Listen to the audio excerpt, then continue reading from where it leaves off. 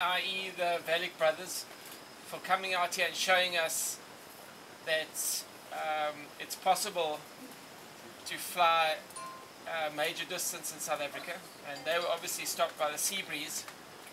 So I got hold of one of the best weather forecasters in South Africa, and I sent him the Velic brothers track, and I sent him the spot graph on that day, which I got from Jan Pierre and various other people.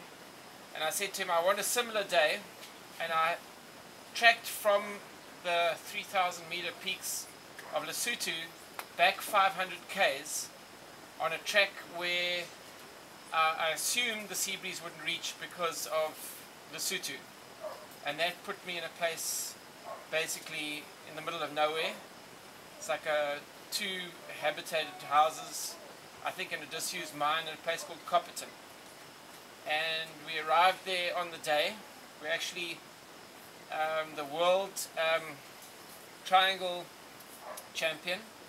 Don't ask me what his name was, but he was with James Braid. And they had arrived and had been winching for a week and a half to get the open distance record. And my forecaster, the senior forecaster of the South African Weather Bureau, had told me that Sunday was the day. So I arrived there on the Saturday. I'd cancelled my plans to arrive on the previous weekend because the forecaster said it wasn't looking good and there were going to be storms the whole week.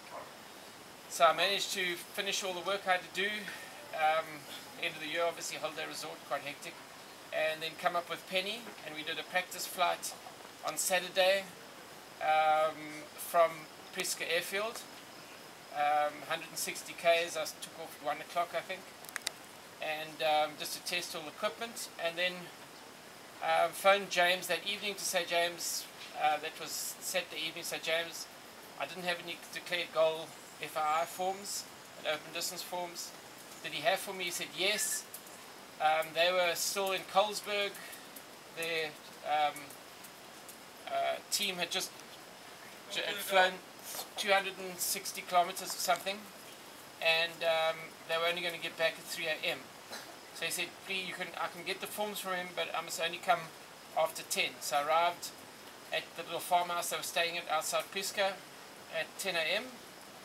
I picked up the forms from him. I woke him up.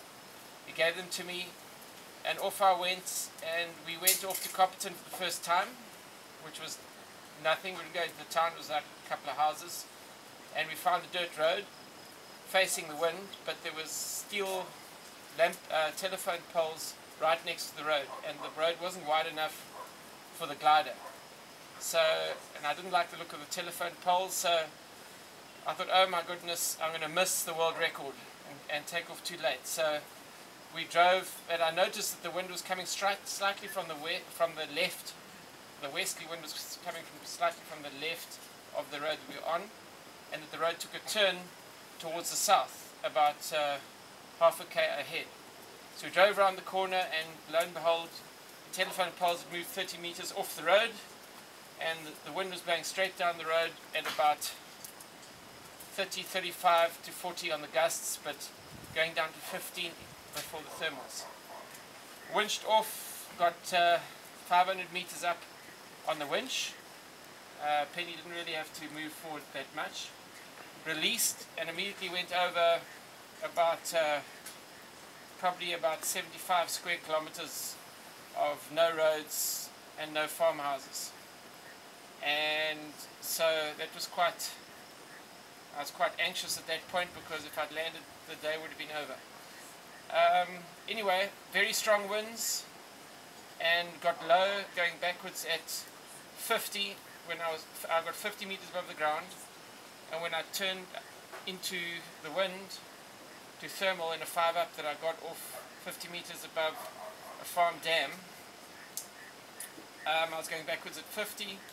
I got blown up against some hills and crabbed straight into the wind, but slightly off, and I was going backwards at 75. I then again caught the thermal as I was getting blown around the side of this little hill, got up to 400 meters, and then got rotated. Fell about 150 meters, managed to fix the glider. When I fixed it, my track log showed 115 kilometers an hour ground speed, and then I got up to base at 5,600, and from there on it was easy to Lesotho.